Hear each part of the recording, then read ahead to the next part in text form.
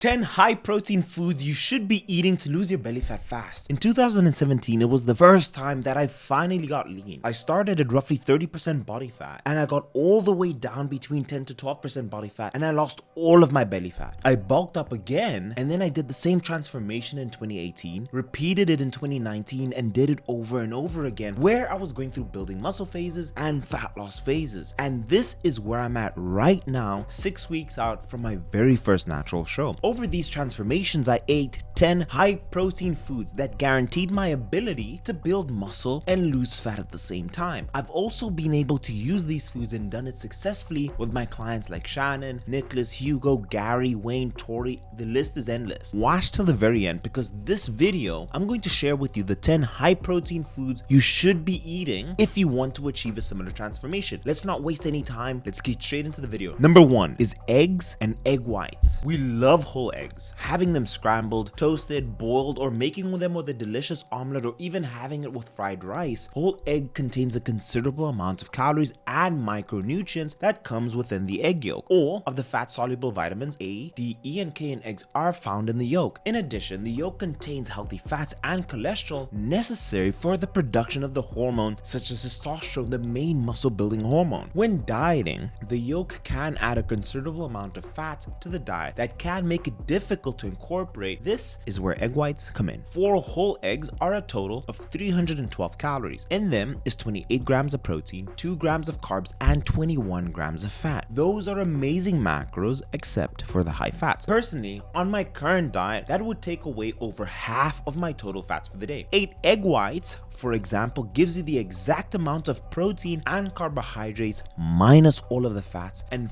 40% less total calories at 137 calories. When making a nice and delicious breakfast meal, I sometimes add a whole egg with my egg whites to still be able to take care of those micronutrients and to be able to have a delicious yolk in there. In general, egg whites are a game changer for anyone on a diet. Some of my favorite foods with egg and egg whites are a high protein French toast, which I ate throughout this entire prep, egg whites on toast, an omelet, a high protein English muffin, and a breakfast egg muffin bite, which is an amazing recipe and you can add different veggies in there that will give you also the micronutrients necessary. This is why we need to have a high protein diet. Protein is an excellent catalyst for muscle growth and for fat loss, but only when it's done right. Protein is a macronutrient that some people struggle to get an appropriate amount in carbs and fats. Food number 2 is chicken. Chicken is one of the most commonly consumed high protein food. The breast is considered to be the leanest part. It has little to almost no fat, but that's excluding the skin, which contains an excess amount of calories. Adding your protein intake in the chicken, be sure to remove the skin and you'll be getting a good amount of protein in. Within 85 grams of chicken breast, you can easily get 27 grams of protein. Chicken is a protein source that can easily be found in almost any local supermarket.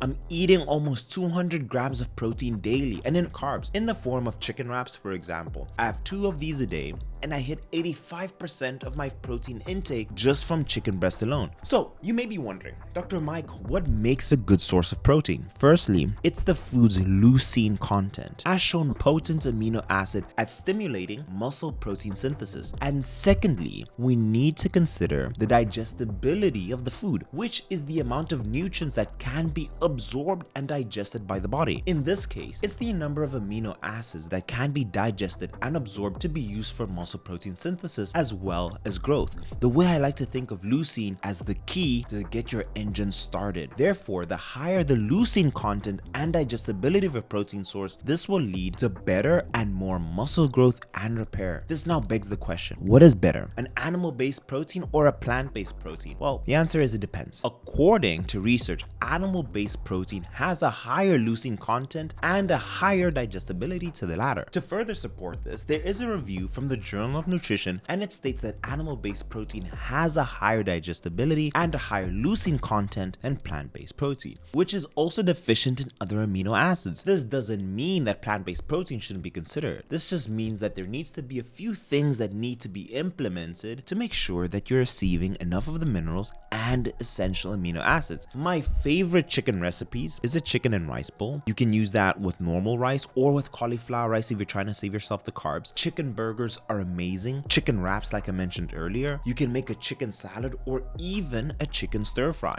Number 4, lean ground beef. It contains a good amount of protein compared to all the other ground beefs. Reason being, per gram of lean ground beef, there are less fats. The goal is to remove as much fat from the diet as possible. By adding lean ground beef to your diet, you're reducing the number of fat that you're ingesting, but by how much exactly? Per 30 grams of lean ground beef, there is about 15 grams of fat. When we compare this to regular ground beef, there's 62 grams of fat per 30 grams, which is 4 times the amount of fat that's found in lean ground beef. Unfortunately, lean ground beef is a bit more expensive than the regular ground beef, but it is well worth the cost. And you can have it with any carb source like your rice, you can have it with pasta, or you can mix it with veggies, making a stir fry to help you hit more of those micronutrients as well. It's a great protein source that can be incorporated in various ways. Eat lean ground beef with your rice or cauliflower rice if you want to lower your carb intake. I usually eat 200 grams of ground beef. I also make zucchini noodles when I'm towards the end of my cutting process. There are many ways to prepare it. Alternatively, you can eat it with pasta, spaghetti. Let me know in the comments if you enjoy your lean ground beef and give me suggestions on how you prepare it. So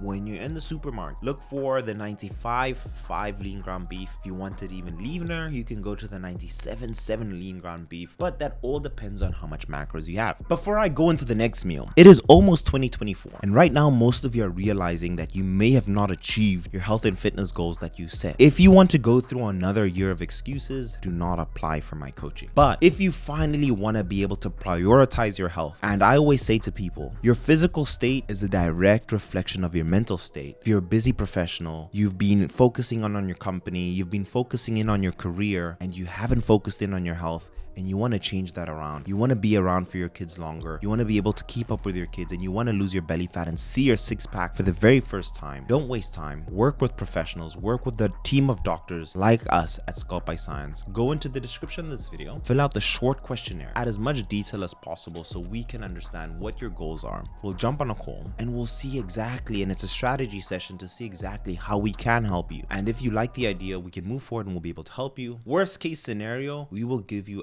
access to a course, a mini course that you can go through, or we'll point you directly in the direction you need to go to finally be able to get your results. But let's move on to the next food.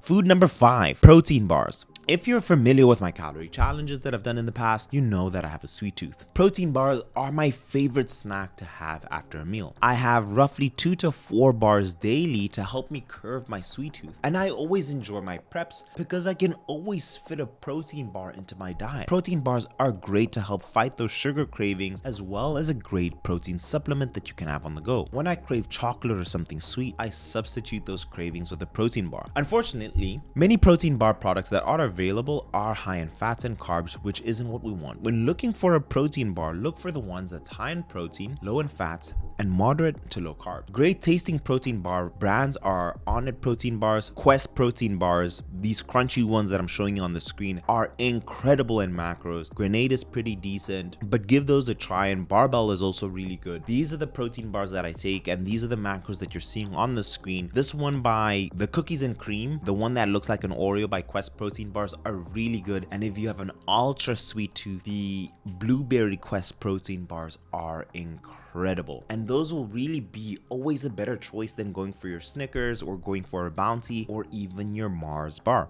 But I could go on and on about protein bars. Let's move on into food number 6, which is protein bars' main cousin, whey protein. Whey is especially popular with athletes and bodybuilders because of its amino profile, which it is high in leucine. Whey protein is an amazing substitute if you're unable to reach your protein intake daily. In 2 scoops of protein powder, you can get anywhere between 40 to 50 grams of protein, which is higher than most foods. Whey protein should be used as a supplement when you cannot reach your protein goals. It shouldn't be your primary substance for protein. Using this and other sources will work wonders for you. A research research paper by DeVries and colleagues describes the consumption of whey protein has the robust ability to stimulate muscle protein synthesis. Like I mentioned, it has a high amount of leucine, which is the key to drive muscle protein synthesis, MPS. In fact, whey protein has been found to stimulate muscle protein synthesis to a greater degree than any other protein source compared to casein and soy, for example. Whey protein alone has a multi-billion-dollar market cap because it's super convenient to have as a high protein meal. That being said, when I get to the low 2000 calories, I tend to not want to drink my proteins. I'd rather eat it in a whole meal. So if you're ever finding yourself in a position that you're having 2 to 3 shakes in a day, but you're feeling very hungry at night, it's probably a good idea to switch around and eat your food because the whey protein is already pre-digested. So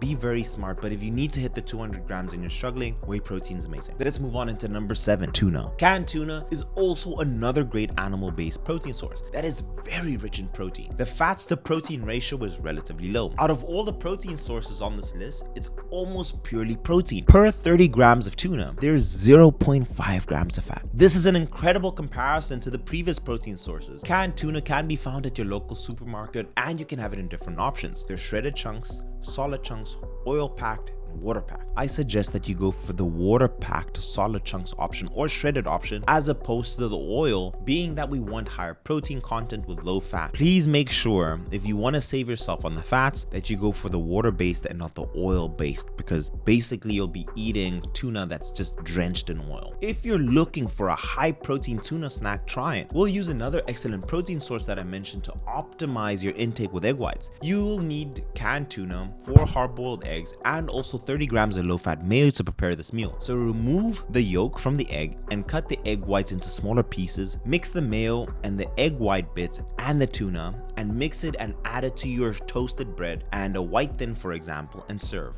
The calories of this meal that you're seeing on your screen is 552 calories, and in there is 49.7 grams of protein, 67 carb, and 8 grams of fat. This meal is a great pre-workout meal. If you want any ideas, let me know in the comment. If you want more recipes like this, and I'm happy to make a video on its own just on tuna. But you can make tuna salads, for example, which are amazing tasting. You can make tuna sandwiches and using a low-fat mayo. You can also make a classic tuna and rice meal, and that's a very easy way to have a meal on the go and hit your protein intake. Number 8, I also want to be able to add lentils and any other legume beans. Lentils contain an average of 26% high quality protein. Together with other grain legume seeds, they are the main source of dietary protein for over 1 billion people. On top of that, they have great potential for use in novel plant-based foods. In addition to it being plant-based protein source, they're also high in fiber and carbohydrate sources. Now, if you're looking to reach more macros than just protein, this is a good start. Per 30 grams of protein, you would get roughly 66 grams of carbs. Let me know in the comment section down below if there's any lentil recipes you recommend. I'll be honest, these are one of the high protein foods that I don't often eat compared to the others that are on this list. Number 9, cottage cheese. Fat-free cottage cheese will contain anywhere between 13 to 15 grams of protein per half cup a serving. If you're in a need of quick, fast protein, it's one source that's easily accessible without having to prep it. But if you'd like to use it with a combination of other foods, that's also okay. Some people tend to pair it with peanut butter or a fruity snack. Some cottage cheese brands do offer variations that have fruits in them already, but it's rather the best to stay away from these brands because they contain a lot of simple sugars and they're often mixed with different things to give it a better taste. Save yourself the stress of ingesting unknown sugars when you can control what you eat by adding your own fruits and making your own mixture, but cottage cheese must be in this one. Number 10, protein ice cream. In 80 grams of the classic Movenpick, there are 242 calories. That's 15 grams of fat, 22 carbs, and 3.2 grams of protein. In 80 grams of protein ice cream, which is 80 calories, there are 1.5 grams of fat, 5.2 grams of carbs, and 11.2 grams of protein. Comparing the two, that's a third of the calories, 1/10 of the fats, and 15 grams less of carbs, and almost 4 times the protein. The best part is that it tastes amazing. The most popular brands has to be Halo Top, followed by Arctic Zero, and I know those ones have amazing different protein snacks and ice cream snacks that you can have, which I like to add into my diet to make it feel like I'm not dieting. So I would recommend go into your local store and look for these brands like Halo Top and Arctic Zero and look at the macros because they're amazing. Skinny Cow has to be one of the foods that I'll also add to this list. I've also made a video showing how to make your own protein ice cream at home.